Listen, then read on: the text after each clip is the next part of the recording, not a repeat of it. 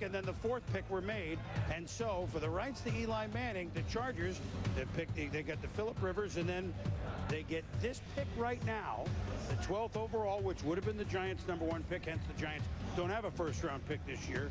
They got a 3, which they used to take a kicker, and then they got a 5, which they used to trade for a starting tackle, Roman Oben. The Chargers were one of the great stories of any year. They picked first last year. Other than LaDainian Tomlinson, they were horrible. They were 4-12. What happened? 12-4. They won the AFC West.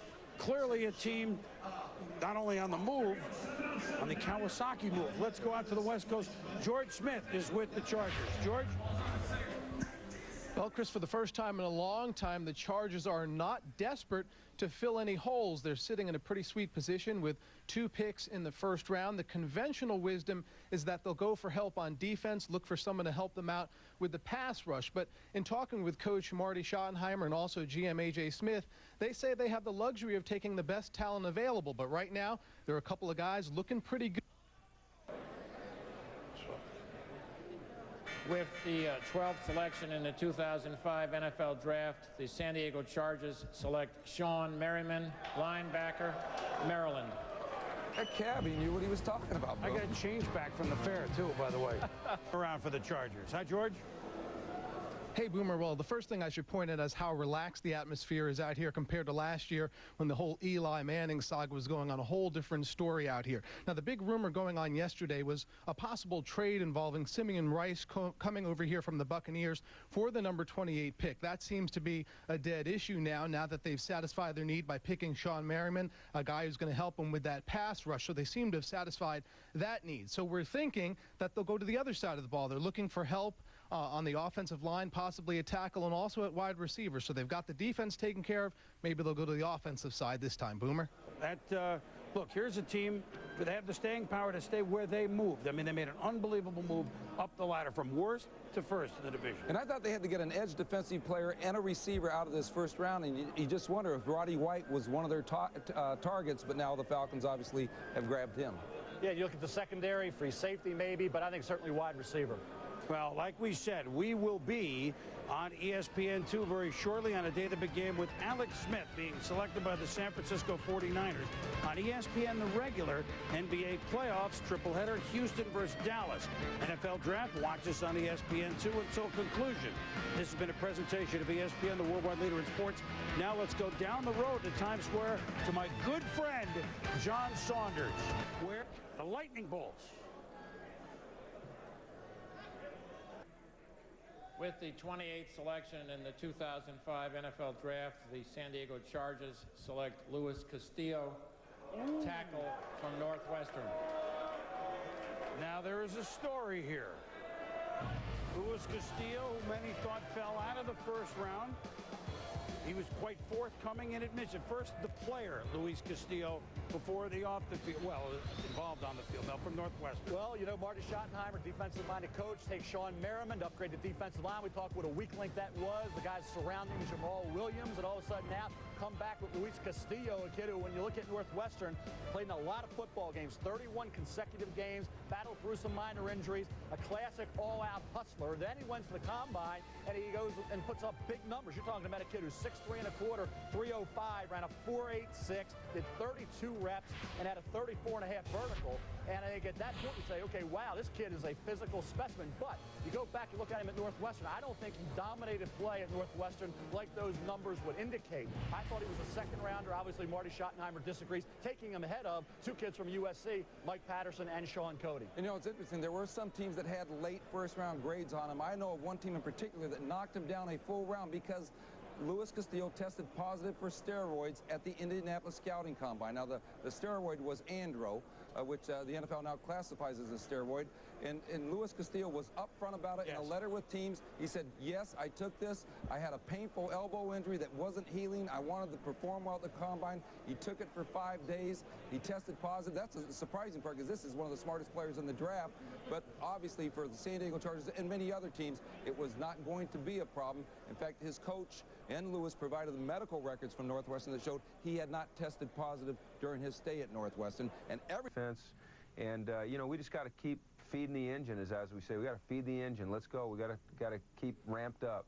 Well, you are the king of the wide receiver, then cornerback just this year. They moved him just this season. They want to get more athletic on the defensive side of the ball. He played when Jackson goes to San Diego, and I'm sure Marty Schottenheimer looked at him and said, okay, we almost had Mike Williams from USC. We lost him by, what, 1 pick. He went right ahead, actually one pick ahead of the San Diego Chargers in round 1 when Dallas had to pass on him too because Detroit took him. So Mike Williams goes to the Lions, 2 picks out of the Chargers. Vincent Jackson is in that mold. Big, a little faster than Mike Williams, but he played at Northern Colorado where he was a man among boys, and I thought the Senior Bowl practices hurt him. He rounded off his routes. He was not explosive. He caught some, he dropped some. He wasn't consistent. I thought he looked very average against the major college stars, but he still goes in round 2 to the San Diego Chargers. Now this is draft. Matt McCoy to him is the real McCoy. It says the whole steak. He's a linebacker for. He said, get Mel going on him. Well, go ahead. I highlighted on SportsCenter the guys that were moving up the draft board over the last month and a half, and Matt McCoy was at or near the top of that list. Kurt Morrison, linebacker at San Diego State, got all the national publicity, but Matt McCoy was productive, and as Andy Reid's going to like, hit, lift, and drive, form tacklers who are aggressive, tough, and fast. He's 6 foot, he's 230 pounds, and can fly around the field. The Michigan game this year, he had 18 tackles against the Wolverines, led the Mountain West Conference in 2003 with 75 solo tackles. This kid, as Andy Reid saw, I'm sure when he watched them, is a football player. And Andy Reid had handpicked Ryan Westbrook in the 3rd round. He's done a great job. He loves the draft process. Nobody scouts as a head coach players and studies players more than Andy Reid does. Has paid major dividends for the Eagles, who right now have Mike Patterson, USC, defensive tackle, Reggie Brown, wide receiver, Georgia, and Matt McCoy, outside linebacker from San Diego State, all coming into the fold. When we return, more 3rd round action. Philadelphia's picked again. Another interesting pick for them.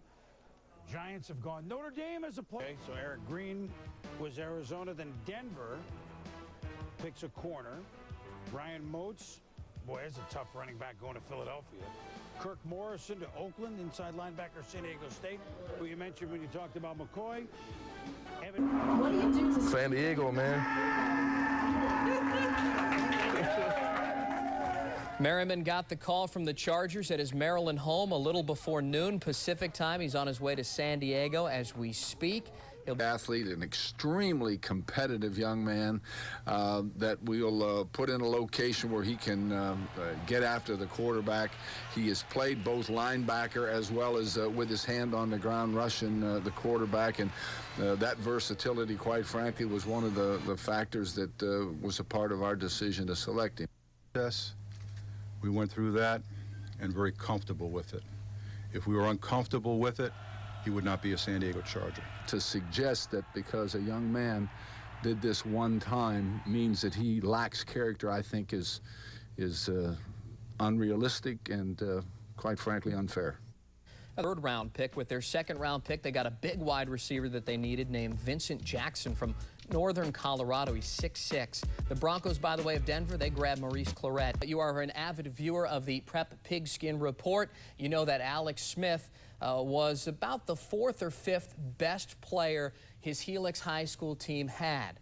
Well, that was almost 4 years ago. My, how times have changed. With the first selection in the 2005 NFL Draft, the San Francisco 49ers select Alex Smith, quarterback, Utah. And with that announcement, Alex Smith made local history, becoming the first San Diegan to be selected 1st overall in the NFL Draft. Amazing when you consider Ricky Williams, Marcus Allen, Rashaan Salam, and Marshall Faulk all hail from America's finest city. This is absolutely overwhelming. First of all, to be selected first among the class here, among those guys in the room, and then I think to have your name associated, this is something that's going to be associated with my name for the rest of my life. Quite a remarkable accomplishment for a kid who was a senior at Helix High as little as 34 months ago. While he made the All-CIF team as a senior and led his team to 2 CIF championships, he was lightly recruited, gaining only interest from San Diego State, Louisville, and Utah. Alex is now going to quarterback a team that Joe Montana and Steve Young once did. I feel like Now we're going to try to get David Pollock to come out of his shell. David, congratulations. You are a Cincinnati Bengal. To go for the backup and the heir apparent to Brett Favre. And you're right, Mel, they need defensive help. That's an area where they've brought in some guys. Some have panned out, some have not panned out.